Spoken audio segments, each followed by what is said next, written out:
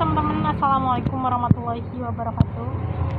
Di sini Abi akan mereview sebuah buku yang di video sebelumnya sudah sempat di-spill juga.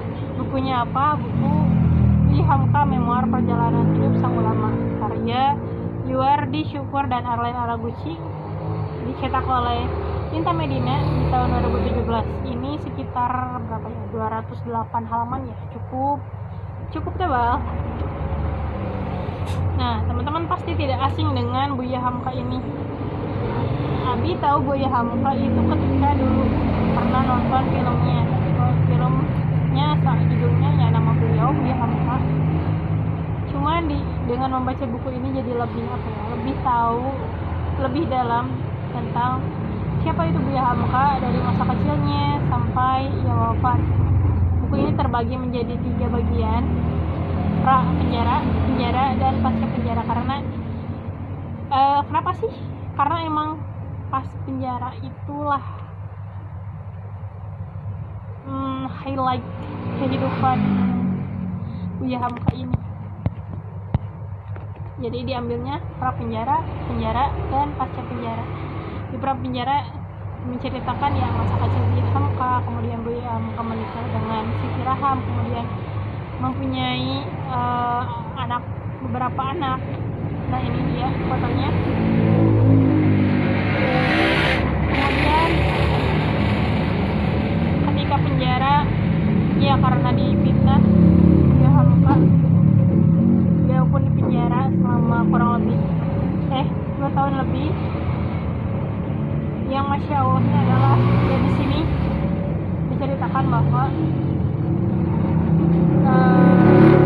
di dalam penjara ya Buya Hamka itu tetap produktif dan bisa menghasilkan buku dengan judul Tafsir Al-Azhar. Tapi yang menariknya adalah di buku ini juga diceritakan bahwa ketika Buya Hamka di penjara, ia pun merasa meskipun Buya Hamka adalah seorang ulama yang terpanjang, seorang alim yang menyuarakan Islam sangat vokal, tapi ternyata dia pun sempat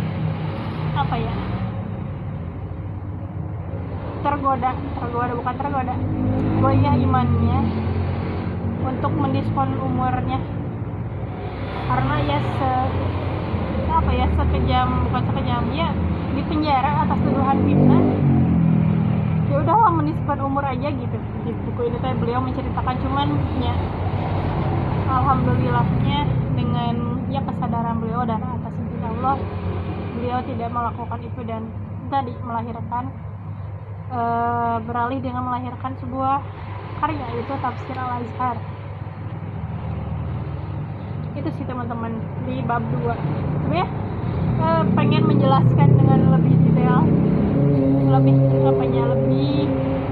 poin banget, cuman ini baca buku ini tuh tamatnya kemarin sebulan yang lalu. Harusnya kala itu langsung di review, di resensi, dan beberapa poin yang pengen di highlightnya tuh harusnya dicatat, jadi gak lupa.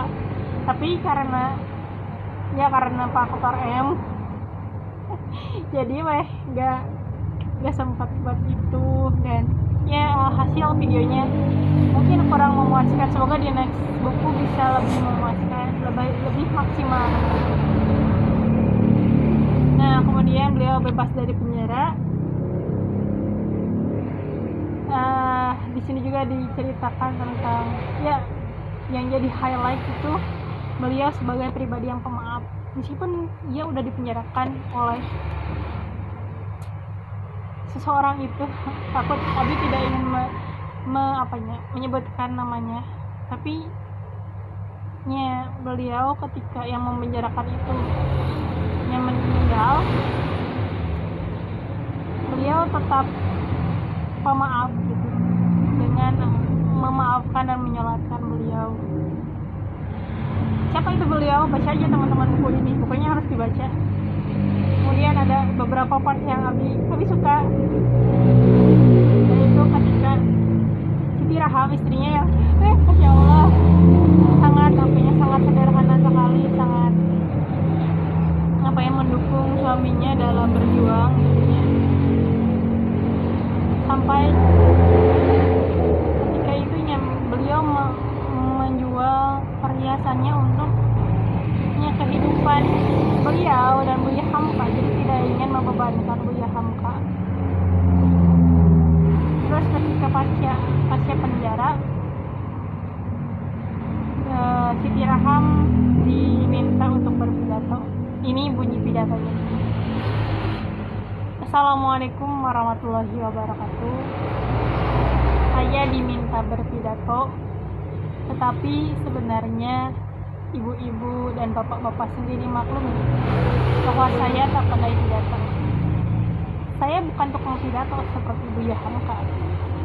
Pekerjaan saya adalah mengurus tukang pidato dengan memasakkan makanan hingga menjaga kesehatannya. Oleh karena itu, maafkan saya tidak bisa bicara lebih panjang. Wassalamualaikum warahmatullahi wabarakatuh. Pidatonya tuh sangat pendek pisan, pendek banget tapi ngena gitu. Ada poin-poin yang terasa tuh buat tidak ingin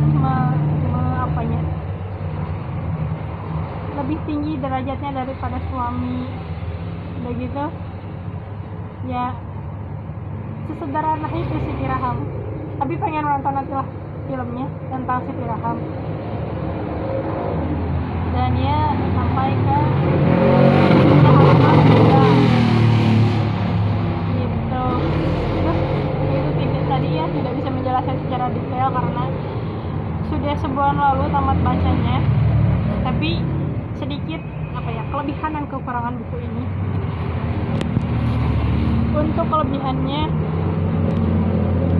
buku ini ya karena mungkin bercari memoir perjalanan hidup, jadi emang kita dibuat enjoy ketika membaca buku ini. Serasa ya didongengkan oleh seseorang gitu, diceritakan oleh seseorang yang membaca buku ini sangat ngaguluyur gitu. Dan buku ini juga ada banyak gambar-gambar yang membuat kita tidak jenuh, dan gambar-gambarnya tuh emang sesuai dengan isi.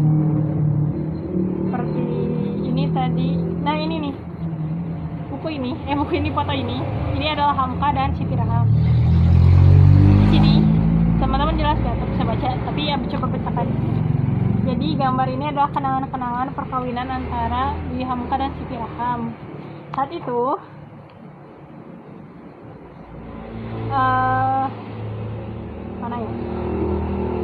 saat itu kami berfoto. Istriku terpaksa berdiri di atas bangku kecil supaya kelihatan sudah besar. Jadi ketika Buya Hamka dan Siti Raham menikah, Buya Hamka itu berumur 21 tahun, sedangkan Siti Raham umur 15 tahun. Makanya ketika berfoto Siti Raham masih kecil gitu. Ya, terpaksa harus menggunakan bangku kecil untuk agar terlihat lebih tinggi dan lebih besar lah gitu. Foto ini tuh maka terlihat sejajar sebenarnya, padahal mah kita pendek itu Siti Raham tapi keneh lah 15 tahun. Dan ini dia anak-anaknya tadi. Nah itu ya dilengkapi dengan foto-foto kelebihannya tuh.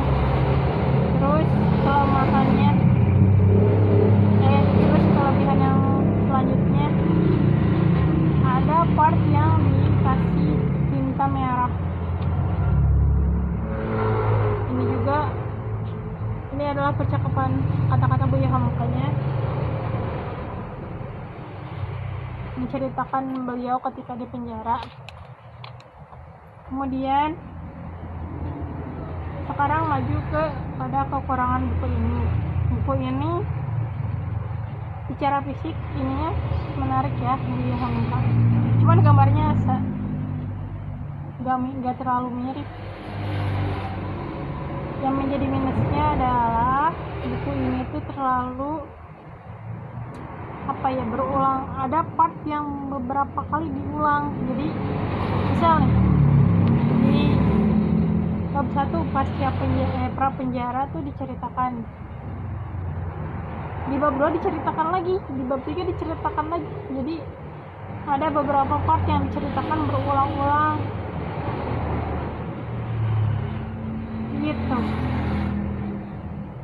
Jadi ketika baca buku ini juga ada beberapa hal yang misi, karena ya tadi itu ada yang diulang-ulangnya kayak tentang tafsir al-Azhar.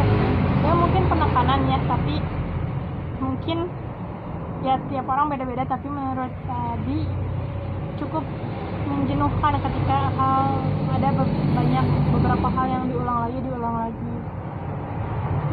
gitu. Itu sih teman-teman tentang buku ini ya Hamka. Teman-teman komen, pinjam, dan teman-teman bisa pinjam di perpustakaan Kabupaten Bandung yang ada di Soreang. Ketika aku udah mengembalikan buku ini besok atau mungkin nanti aku akan kembalikan. Jadi segitu teman-teman resensi atau review buku dia Hamka. Mohon maaf apabila sangat-sangat tidak maksimal.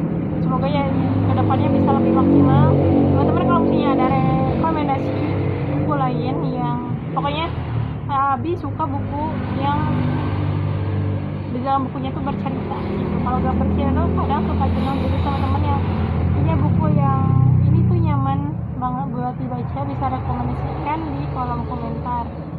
Sekian teman-teman video tentang review buku ya Hamka ini. Terima kasih sudah menonton 11 menit ya, sudah 12 menitan. Dadah, assalamualaikum warahmatullahi wabarakatuh. Terima kasih.